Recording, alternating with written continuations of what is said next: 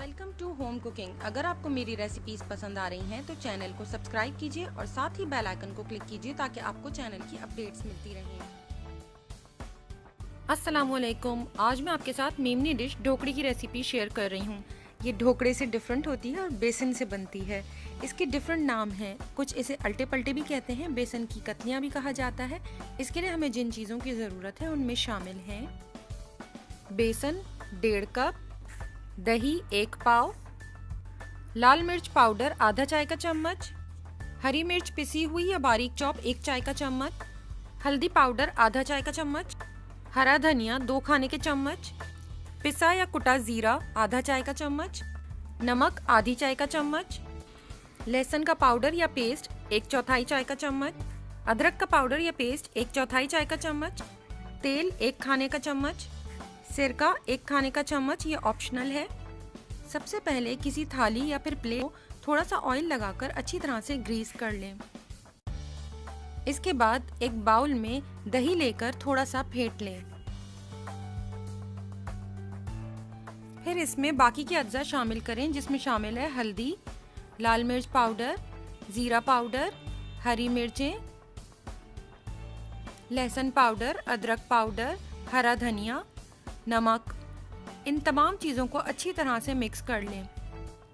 अगर आपका दही खट्टा है तो फिर आपको सिरका ऐड करने की ज़रूरत नहीं, वरना सिरका ऐड करके इसे अच्छी तरह मिक्स करें। फिर इसमें 1 कप पानी शामिल करें और इसे मिक्स कर लें। सबसे आखिर में इसमें बेसन ऐड करें और इसे अच्छी तरह से मिक्स कर लें।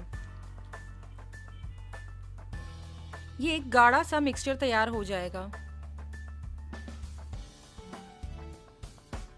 अब कुकिंग पैन में तेल गरम करें और उसमें ये तैयार मिक्सचर डाल दें और इसे मुस्तकिल चलाते हुए कुक करना है।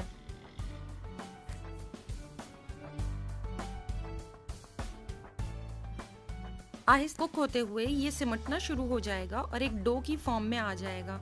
इसे कुक करने में थोड़ी सी मेहनत ज़रूर लगती है, लेकिन डिश बहुत अच्छी तैयार हो जाती है। आप इसमें मिर्चें अपने टेस्ट के मुताबिक एडजस्ट कर सकते हैं। मैंने हरी मिर्च और लाल मिर्च दोनों डाली है। अगर आप चाहें तो लाल मिर्च को ओमिट कर दें और सिर्फ हरी मिर्च के साथ इसे तैयार कर लें। जब ढोकड़ी का मिक्सचर अच्छी तरह से कुक हो जाए और सिमट जाए, की फॉर्म में आ जाए, तो अब आप इसे ग्रीस्ड पैन में निकाल कर इसे फैला दें। इसकी सरफेस को अच्छी तरह से स्मूथ कर लें।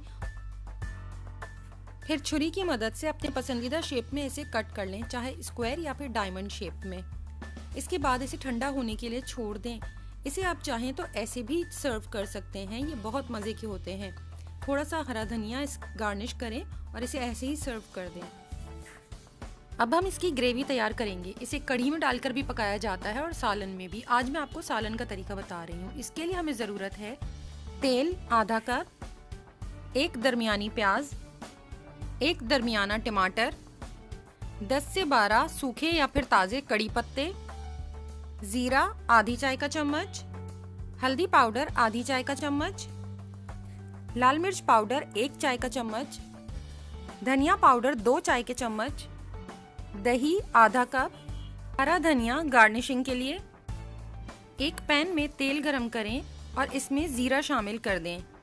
जब जीरा कड़कड़ाने लगे तब आप इसमें कड़ी पत्ते शामिल करें। कड़ी पत्ते की खुशबू आने के बाद प्याज शामिल कर दें। प्याज को ब्राउन होने तक फ्राई कर लें।